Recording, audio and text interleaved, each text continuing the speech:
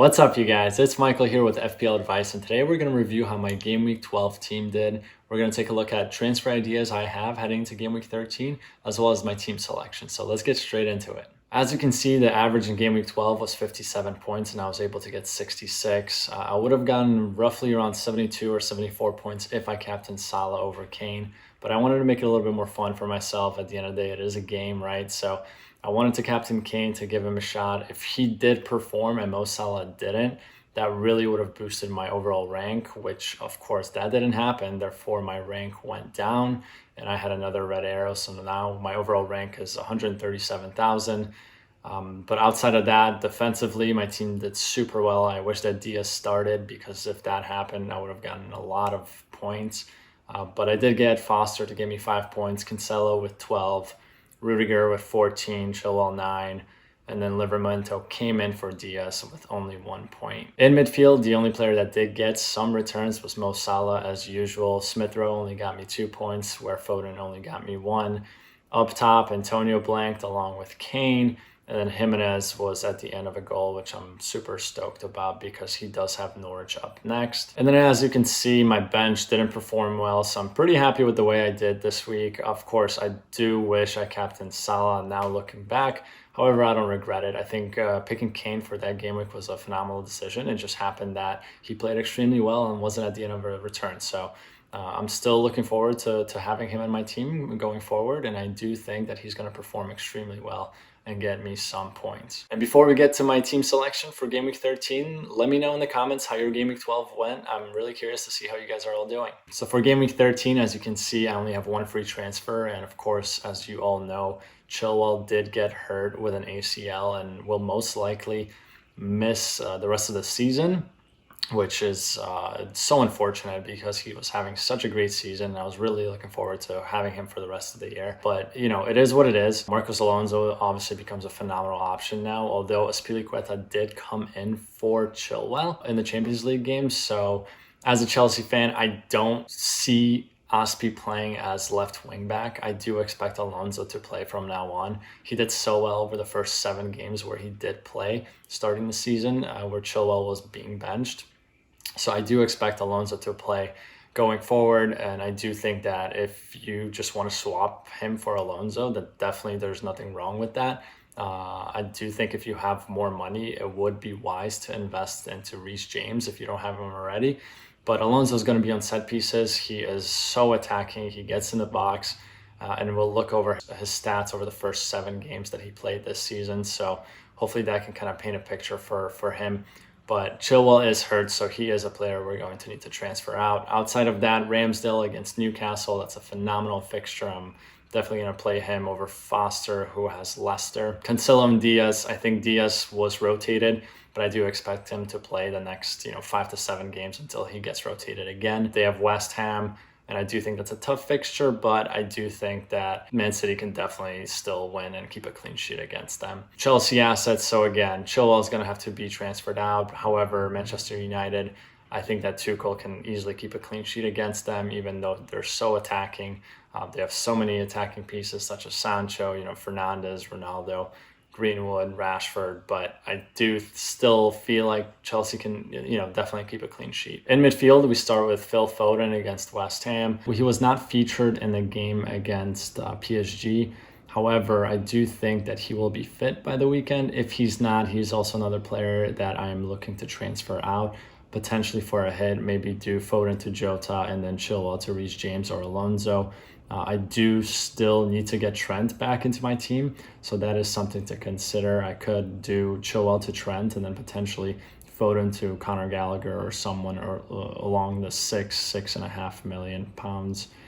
Next up, we have Salah against Southampton. That's a great fixture, and I'm really looking forward to captaining him against Southampton.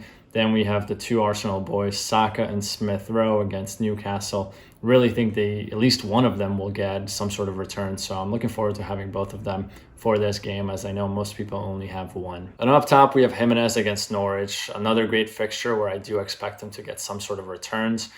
My plan for him is to transfer him out in game week 15. Initially, if Chilwell wasn't hurt, the plan was to transfer him to a 4.5 million forward and then improve a defender and bring in Trent, even if Trent cost 8 million at that time. However, at this point, I'm still thinking about bringing in Trent now, or still roughly in around game week 15 where I do transfer Jimenez out. And then we have Kane against Burnley, another great fixture. And if he continues to perform the way he did last game, he was unfortunate not to get any returns, but I do think he will get some in those 3 games: Burnley, Brentford, and then Norwich. I mean, that's doesn't get better than that. So I'm really excited to have Kane in my team. So as I mentioned already, the first option heading to game week 13 that I could do is swap Chilwell simply for Alonso. Alonso is only 5.6 million, so it would also give me some money in the bank. And again, Alonso has been so good in the first 7 games that this is not a bad option. And I do expect Alonso to play from now on, especially with Chilwell being hurt. If we take a look at Alonso's stats over the first 7 games of the season, he was averaging 5.57 points per game. He had an expected goal of 0.86 and expected assist of 8.2, sorry. And then he had 15 penalty touches in 7 games. That means, on average, he was getting at least 2 penalty touches. He created 12 chances, again, almost 2 chances a game. So again, with the fixtures that Chelsea have, I mean, Menu is going to be a little bit difficult, but it is at home. And again, I do think that Chelsea can keep a clean sheet. But then you had Watford away, West Ham away, Leeds at home, Everton at home, Wolves away, and Aston Villa away. I mean, great fixtures. Alonso is so attacking, and I do expect him to be on set pieces as well. And again, I do expect him to start every single game. I don't think that Azpilicueta is going to start at left wing back. So he's very attractive, in my opinion, both look-wise and also FPL-wise. He's a good-looking dude.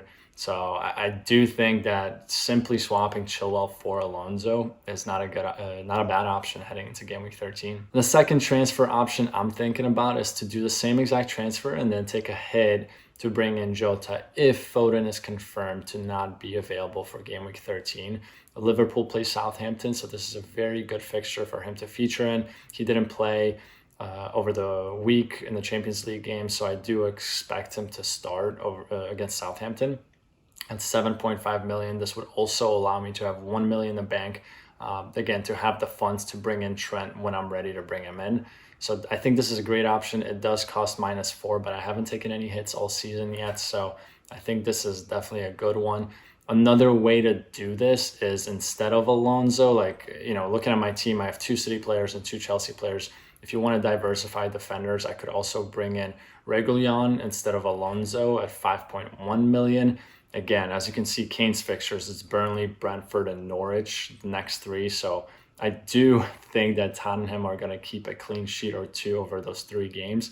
And then again, after those games, there's really good fixtures as well. So if you want more money and if you want a cheaper defender, Reguilon is definitely a great option as well, because not only is he attacking just how Alonso is, but he is cheaper. And Tottenham's fixtures are a little bit better than Chelsea's, but again, Chelsea, I would say that they're more likely to keep a clean sheet. So that's another option in this one. And the third transfer option that I'm thinking about doing is bringing in Trent. As I mentioned before, the sooner I do it, the better it'll be, as he's going to continue to rise in price.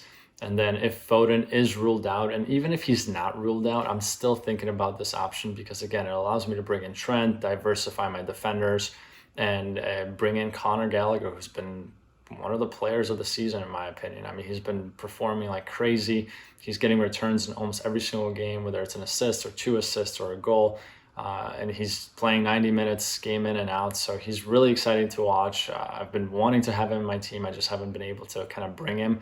I thought about it the week before this. However, I wanted to keep Saka and Smith Rowe for the Newcastle game. So this is a great option. And I think that if you guys don't have Trent in your team, it's definitely something to consider. And if there is a right time to take a hit to bring in Trent, this might be the right time, right? Another way to do this is if Foden is confirmed to be fit and will be available in game week 13, I could potentially swap Antonio to Dennis, who's 5.3 million, I believe, and then also swap Chilwell for Trent. So that would allow me to have the funds, keep Foden in my team. But then again, I do have Antonio in my team right now at 7.5 million. So if I do transfer him out, and for any reason I do want to bring him in once West Ham's fixtures do get better, I would then have to purchase him at 8.2 million. So again, that's something that's in the back of my head, and I don't know if that kind of makes sense to do at this point of the season. But all right, guys, that's all I have for you today. If you did like this video, make sure to give it a like and also subscribe to the channel if you're new to FPL advice. Let me know in the comments which option you think is best, and do let me know what your plan is heading to Game Week 13 and what players you're thinking about transferring in, as well as what defender you're thinking about changing for Chilwell, as he is most likely out for the season. Again, thank you guys for watching, and until next time.